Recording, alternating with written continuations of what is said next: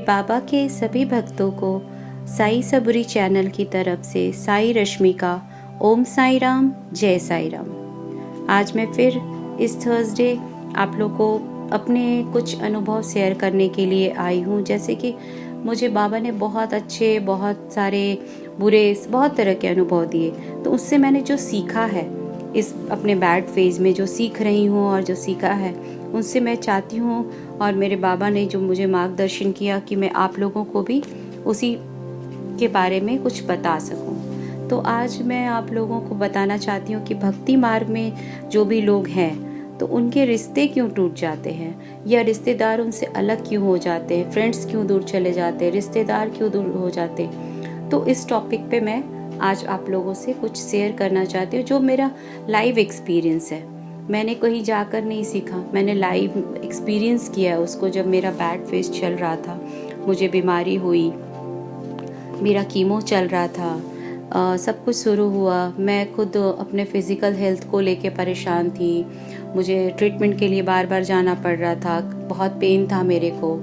उस पीरियड में बहुत सारे एक्सपीरियंस हुए। लाइक जैसे मेरे बच्चे भी सफ़र कर रहे थे, कि पढ़ाई उनका सफ़र हो रहा था, घर में उनका प्रॉपर केयर नहीं हो पा रहा था, फिर मेंटल टेंशन तो था ही, प्लस फाइनेंशियल टेंशन था। उस बीच में मैंने कभी गौर नहीं किया। मैंने जब थोड़ा थोड़ा मैं बेटर होती गई तो मैंने ध्यान दिया कि कुछ लोग जिनको मैं जिनके साथ बहुत कनेक्टेड थी, मतलब बीमारी के पहले, चाहे वो मेरे रिलेटिव्स हो या फ्रेंड्स हो, वो धीरे धीरे मैंने देखा कि इस फेज में उन्होंने मुझे कुछ वैसा ध्यान ही नहीं दिया। मतलब केयर का तो बात ही दूर है, मतलब बहुत ही इग्नोर सा किया। जैसे कि मैं उनको जैसे कि वो अगर मेरे को वो आए तो मैं उनका क्या फ़ायदा उठा लूँगी, या मैं उनसे उनका क्या यूज़ कर लूँगी, या मैं उनसे पैसे ले लूँगी। आई डोंट नो क्यों ऐसे कर रहे थे।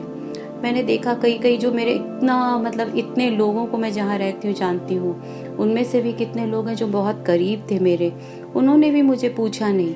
मेरे बच्चों तक को नहीं पूछा, उनके फैमिली रिलेशन था, उनके हस्बैंड तक ने मेरे हस्बैंड को फ़ोन करके कंसोल भी नहीं किया कि चलो कोई नहीं, आप कोई बात नहीं, ऐसा हुआ, हम लोग साथ में हैं, ऐसा करके कुछ सांत्वना देते हैं, ऐसा कुछ भी नहीं किया। तो धीरे धीरे मुझे भी लगने लगा, यार कैसे लोग हैं दुनिया में, मतलब ऐसा कैसे होता है। मैं अगर इस जगह होती तो मैं कभी ऐसा नहीं करती। तो फिर मुझे धीरे धीरे रियलाइज़ होने लगा कि मैं जिनके साथ बैठती थी, मतलब दुख का समय आया तो ऐसे भाग गए, ऐसे छोड़ दिया मुझे। मतलब कुछ समझ में नहीं आ रहा था, मैं सही बताऊं तो, कि क्यों ऐसा हो रहा है मेरे साथ। बहुत सारे रिलेटिव्स में भी ऐसा किया कि मतलब बात ही करना छोड़ दिया, मतलब कट गए, पता नहीं क्यों कर रहे थे। तो मुझे कुछ समझ में नहीं आ रहा था ये सब चीज़। तो धीरे धीरे मैं और इसके साथ साथ जो लोग मेरे करीब थे, उन्होंने मेरे तो दुख में साथ नहीं दिया। उसके बाद मेरे को तो छोड़ दो, पता नहीं उनको अंदर कितनी गिल्टी है, क्या है, आई डोंट नो। अगर गिल्टी होती तो ऐसा कोई गलत नहीं करता किसी के दुख में उसी का साथ नहीं देकर। और साथ साथ जिन लोगों की वो शिकायत किया करते थे कभी, आज उनसे अपनी दोस्ती बनाकर घूम रहे हैं। उनको ये नहीं पता है कि जब आप किसी के साथ गलत करते हो तो जो आदमी अब किसी एक के साथ गलत करता है तो वो किसी और के साथ भी गलत करेगा। जब तक सुख है तब तक ही वो दोस्त है, जब दुख आएगा ना तो वो दोस्ती कभी नहीं निभाएगा। ये मैं लिख के दे सकती हूँ अपने एक्सपीरियंस से। मुझे तो हंसी आती है उन लोगों पर जो कि समझ नहीं रहे इस चीज़ को। आप यूज़ हो रहे हो, और आपकी बुद्धि भ्रष्ट हो रही है और आपको यूज़ किया जा रहा है।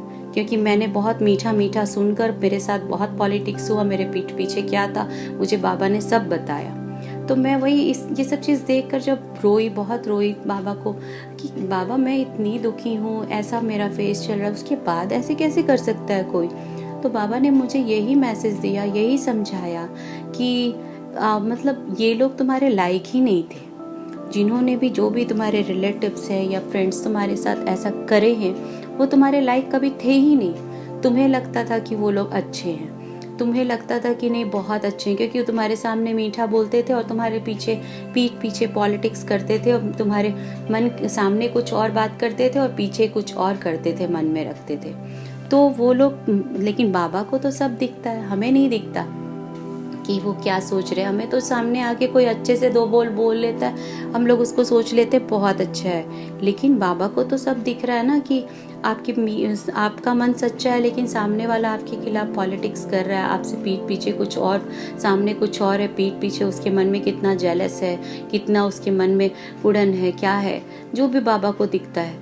तो उस तरह से जो भी रिलेटिव और फ्रेंड थे, बाबा ने यही बोला कि मैं उन सबको तुम्हारे से अलग कर दूंगा, क्योंकि वो तुम्हारे लिए टॉक्सिक हैं, वो तुम्हारा कभी भला चाहते ही नहीं है, वो तुम्हारे लिए बने ही नहीं है, तो ऐसे लोगों को मैं तुमसे दूर कर दूंगा। तो ये ऐसा सबके साथ होता है जो भक्ति मार्ग में है। तो उनके देखना, आपने अगर ऐसा आपके साथ सिचुएशन आया तो आप कंपेयर कर सकते हो, आपके साथ भी ऐसा हुआ होगा कि जो आपके बहुत करीब थे कुछ लोग, वो आपको छोड़ दिए होंगे, तो वो उसको छोड़ दिए हैं तो वो हमारे भले के लिए है, आप दुखी मत हो, क्योंकि वो बाबा चाहते ही थे कि वो लोग चले जाएं हमारे लाइफ से, क्योंकि उनका हमारे लाइफ में होना हमारे लिए नुकसान ही है।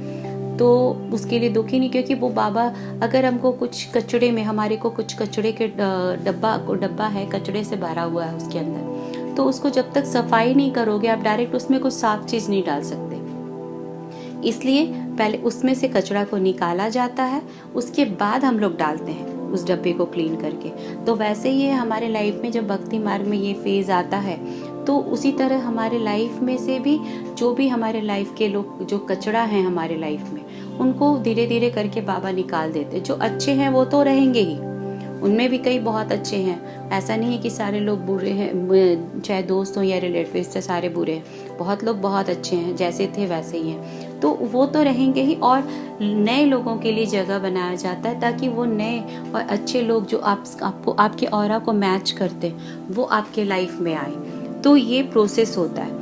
तो बाबा ने मुझे और भी एक चीज़ बोला कि इसके साथ साथ एक और रीज़न भी होता है कि जब आप भक्ति मार्ग में आते हो तो आप जब बहुत दिल के अच्छे हो, सच्चाई पे बिलीव करते हो, आपका मन ये होता है कि मन में छल कपट नहीं होता, आप किसी के साथ गलत नहीं करते हो, आपका उद्देश्य होता है सिर्फ जन कल्याण। तो आपका जब मन साफ होता है ना, और आपके साथ जब कोई, तो धीरे धीरे क्या होता है, भगवान वो आपका ऑरा काफ़ी पॉजिटिव हो जाता है।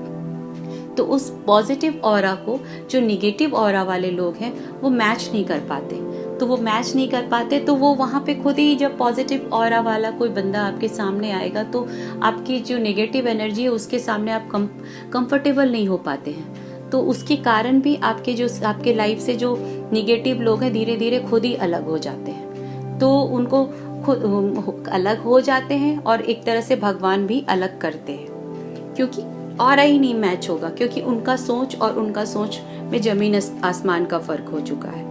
तो ये रीज़न भी होता है। तो मैंने ये जब समझा तो मैं बहुत ही कूल हो गई कि ठीक है। मैं शुरू में जिसको भी नहीं पता होता तो उसके लिए बहुत ही अनबेरेबल होता है कि इतना सारा प्रॉब्लम के साथ और भी इतने सारे प्रॉब्लम्स आ रहे हैं, कैसे टैकल करे सारा कुछ। लेकिन जब बाबा हो साथ में तो क्या ज़रूरत है किसी और का।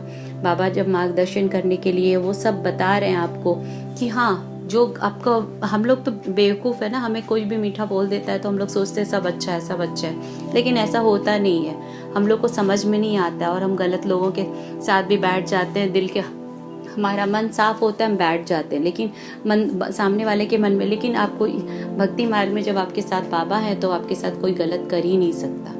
तो वो है कि भक्ति मार्ग में जब है ऐसा कुछ हो तो आप यही सोचिए कि बाबा कुछ अच्छे के लिए ये कर रहे हैं, आपको डरने का ज़रूरत नहीं है। और धीरे धीरे बहुत अच्छे लोग आपके लाइफ में आएंगे, जो आपका मकसद, जो आपका लाइफ में जन कल्याण है, उसमें आपकी मदद के लिए हिस्सेदार बनेंगे। और मतलब मैं क्या बोलूँ, बहुत सारा ऐसा चीज़ होगा जो कि अभी नहीं पता चल रहा है। धीरे धीरे मैं अपने लाइफ एक्सपीरियंस से आप लोगों को शेयर करती रहूँगी।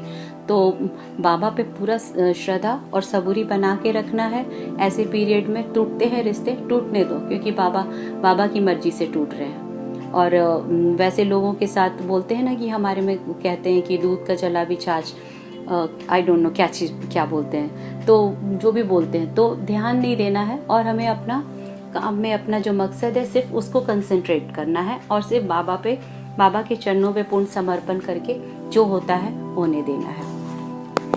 और आप सभी खुश रहें, स्वस्थ रहें, बाबा की कृपा आप लोगों पर बनी रहे। Please like, share and subscribe my channel. अगर कोई भी क्वेरी है तो आप पूछ सकते हैं कमेंट में मुझसे। नेक्स्ट थर्सडे फिर मिलती हूँ बाबा ने जो भी मुझे सिखाया है उसे आपके साथ शेयर करने के लिए। ओम साई राम, जय साई राम।